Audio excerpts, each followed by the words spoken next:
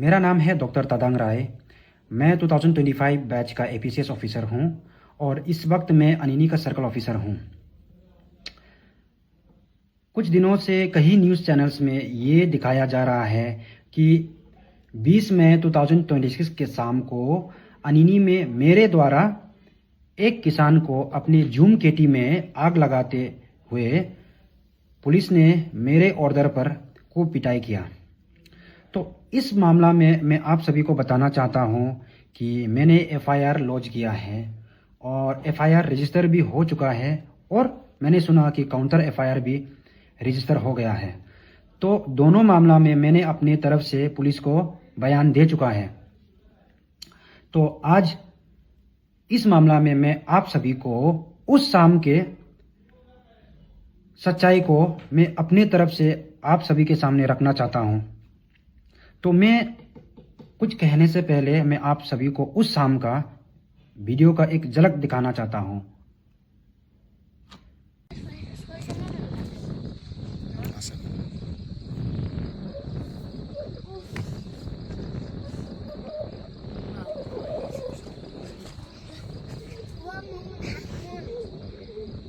뭐 있는지 빨리 말라.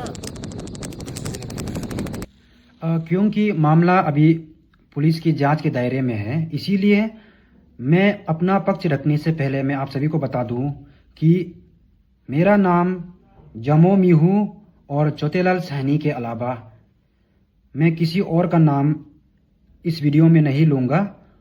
और मैं आप सभी को बताना चाहता हूं कि मैंने पुलिस स्टेटमेंट में सभी का नाम क्लियरली मैंने लिखित में दे चुका हूं। तो मैं आप सभी को मैं अपना पक्ष इस तरह से मैं रखना चाहता हूं कि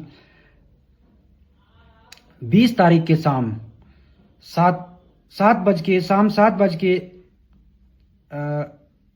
14 मिनट में मैं अनिनी में एक जिम में था। तो मुझे एक कॉल आया मेरे अपने एक सीनियर एपीसीएस ऑफिसर से।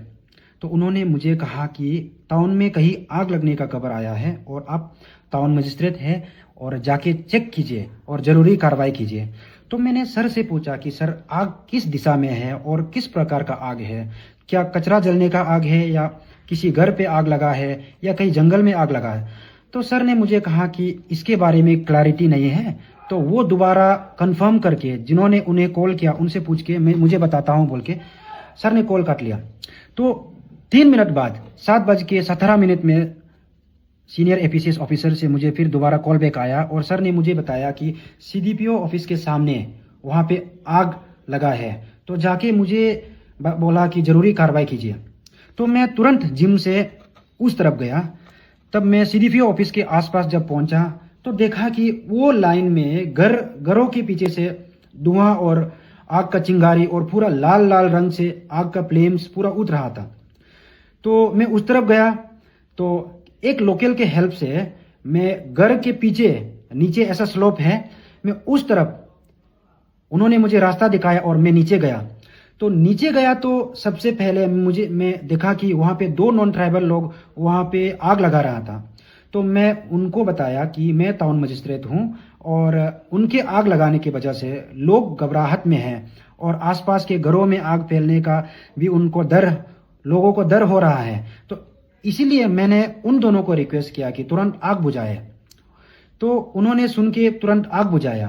तो उसके बाद मैं उन दोनों को पूछा कि आपका मालिक कहाँ है।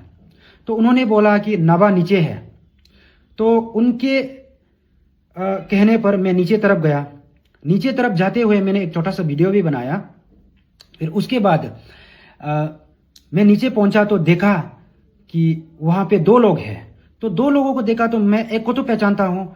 तो वो देखा है तो ये जमो मियो है जो एक सीनियर एग्रीकल्चर फील्ड असिस्टेंट है जिनको मैं पहले से जानता हूँ और उस घटना से कुछ दिन पहले भी हमने मिलकर काम किया।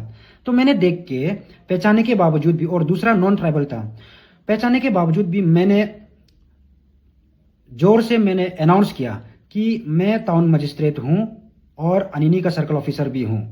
और मुझे मेरे सीनियर से कंप्लेन मिला कि आपके आग जलाने की वजह से लोग घबरा रहे हैं कि आग फैलने का डर लग रहा है लोगों को। इसलिए मैं आपसे रिक्वेस्ट है कि आप तुरंत आग बुझाए और ज़रूरत पड़ने पर आप दिन को आग जलाए, क्योंकि रात में अंधेरा है, छोटा सा आग लगाने पर भी पूरा चारों ओर से आराम से दिख जाता है और लोगों को डर लग जाता है। इसीलिए मैं उनसे रिक्वेस्ट किया कि आप अभी के लिए आग बुझाइए और दिन को कंट्रोल्ड मैनर में थोड़ा थोड़ा सा जलाए। बस मैं इतना ही कहा। इतना कहने पर जमो मिहू ने मुझे कहा कि तुम नॉनसेंस सर्कल ऑफिसर, ये मेरा केटी है, मैं चाहे जो भी करूं मेरा मर्जी, मुझे तुम्हारा एडवाइस का जरूरत नहीं है और तुम यहां से चले जाओ, exactly you get lost from here. उन्होंने ये चिल्लाया। तो ये चिल्लाने के बाद मुझे तो सरप्राइज हो गया कि ऐसा। मैं पहले जैसे जमो मिहू सर को मैं पहचानता था, वो तो बहुत काम कूल और कंपोस्ट व्यक्ति है, और वैसे तो मुझे भी एज एन मैजिस्ट्रेट वो जानते हैं, और ऐसे होके एक सीनियर ऑफिसर को वो किस तरह से इस तरह का भाषा प्रयोग कर रहा है बोल के मैंने अपना फोन निकाला। जब तब तक उन्होंने बहुत कुछ कह रहा था, तो मैंने फोन निकाल के मैंने उनको रिकॉर्ड किया। तो उनका उन्होंने जो भी कहा आप लोग देख लीजिए और सुन लीजिए ये वीडियो में। You don't talk. आप किस लिए ज्यादा बात कर रहे हैं? अरे नवा, हम आपको रिक्वेस्ट कर रहे हैं, आग बुझाओ। क्या रिक्वेस्ट कर रहे हैं? हम बुझा रहे हैं। I don't need to your advice or burning of this fire. You know I am who are. आप दिन को नवा दिन को आराम से, ठीक है ना? Don't advise me. Understand? ये पूरा आप ये वीडियो के अंत में देख रहा है कि उन्होंने दाव निकल के खट के मेरे पास आया। तो मैंने देख के मैंने वीडियो ऑफ किया, मैं ऊपर की तरफ भागा और जमो मिहू ने दाव के साथ मुझे गिराया। उसका भी वीडियो है। तो लेकिन ये सही प्लेटफॉर्म नहीं है। मेरे पास जो भी एविडेंस है मैं कोर्ट में देता, मैं पुलिस को भी दे चुका हूँ और मैं कोर्ट में दे दूंगा। तो ऐसे करके जमो मिहू ने मुझे दाव से गिराया, मुझे काटने का कोशिश किया, मुझे अटैक करने का कोशिश किया। तो मैं वहां से भाग के निकल गया। मैं भाग के ऊपर रास्ता पे वापस आके सबसे पहले मैंने ओसी पुलिस स्टेशन अनिनी को कॉल लगाया। मैं आप सभी को बता दूं, ये OC police station Anini CL Sahni नहीं है, ये कोई और है। तो मैंने उनको कॉल लगाया और बताया कि इस तरह का आग जलने की जगह में मैं आया। तो उनको रिक्वेस्ट करने पर मुझे दाव से काटने का कोशिश किया। तो इसीलिए आप लोग पुलिस रेडी कीजिए। लेकिन मैं उससे पहले मैं डीसी सर को एक बार बताता हूँ डीसी सर क्या कहते हैं। डीसी सर से मैं कंफर्मेशन लेता हूँ बोल के मैंने कॉल काट लिया। कॉल काट के मैंने तुरंत डीसी सर को कॉल किया। डीसी सर को कॉल करके मैंने कॉल किया तो डीसी सर ने कॉल पिक नहीं किया। पिक नहीं करने पर मैं अपना गाड़ी पे गया। गाड़ी पे जाकर मैं इतना गंभीर स्थिति पे मैं सोचा कि डीसी सर को मैं खुद ब्रीफ कर लूंगा बोल के वहां से गाड़ी लेके मैंने डीसी बंगलो की तरफ गया।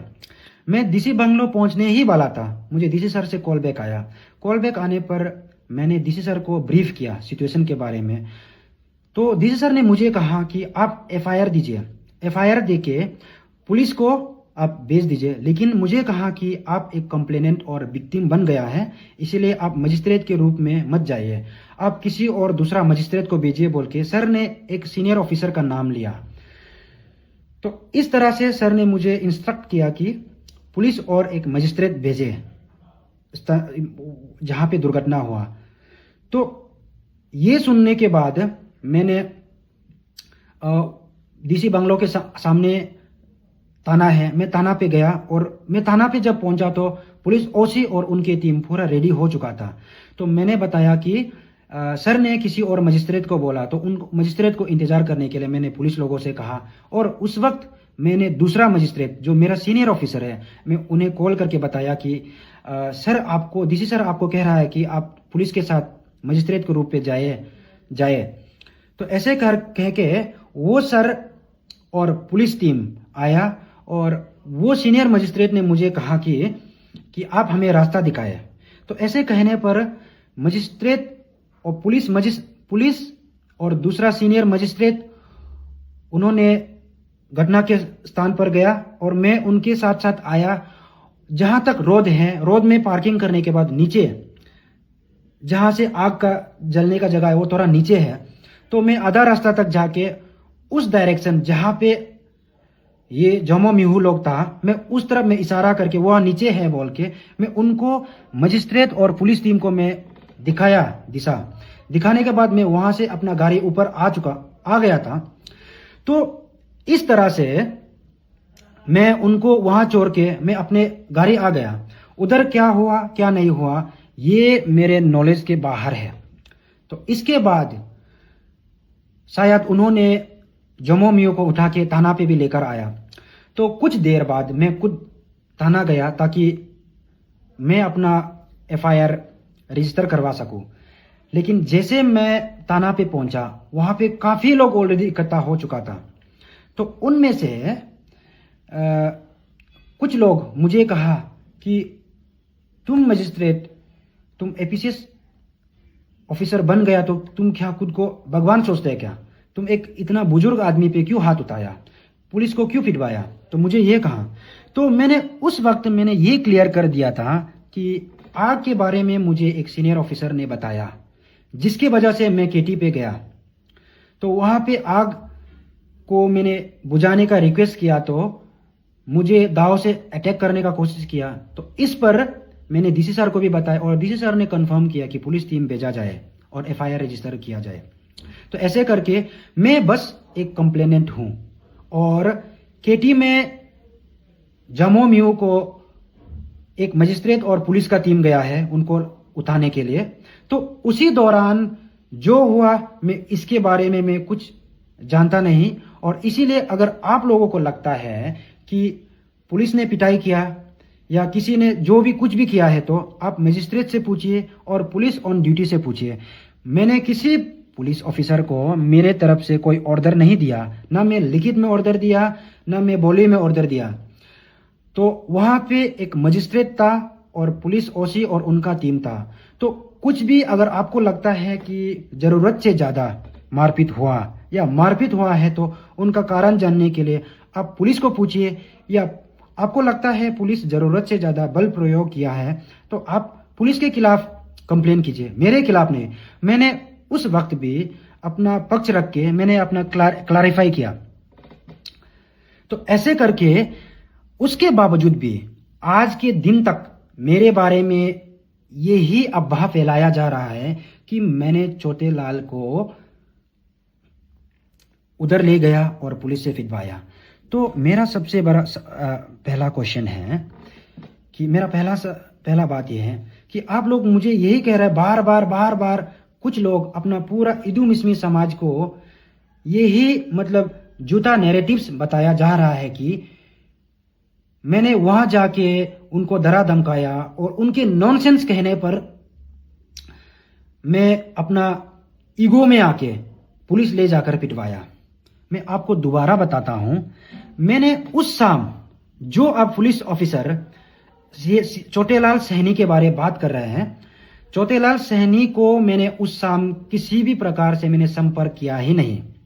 और मैंने संपर्क किया है तो थाना का ओसी जो छोटेलाल नहीं है उनसे सीनियर ऑफिसर को मैंने संपर्क किया।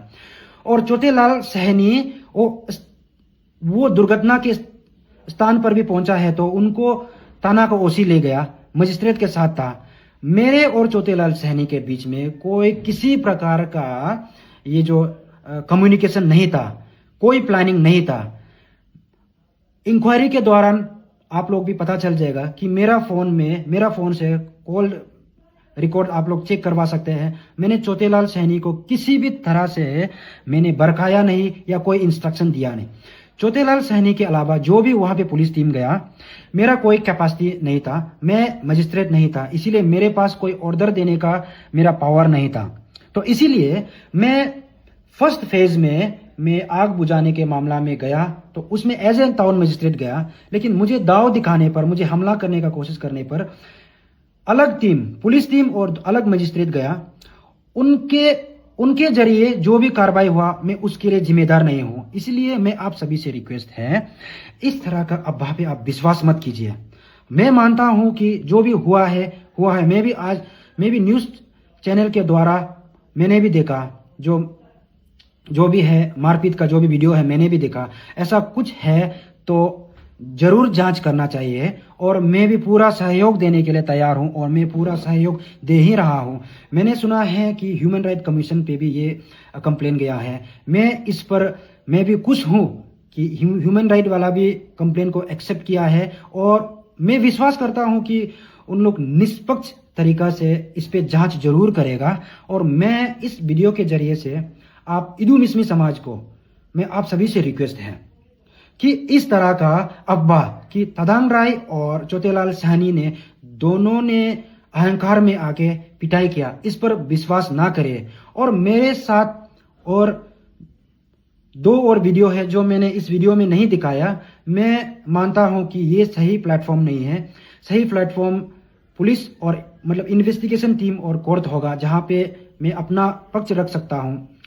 और जहां तक पिटाई का मामला है, मेरे से कुछ ताल्लुक नहीं है। मैंने किसी पुलिस और ऑफिसर को, मैं फिर से दोहराता हूं, मैंने कोई पुलिस ऑफिसर को ऑर्डर नहीं दिया, ना रिटन में, ना लिखित, ना रिटन में, ना बोली से मैंने कोई ऑर्डर नहीं दिया। तो इसीलिए आप लोग इस तरह का अफवाह पे भरोसा ना करें। Thank you.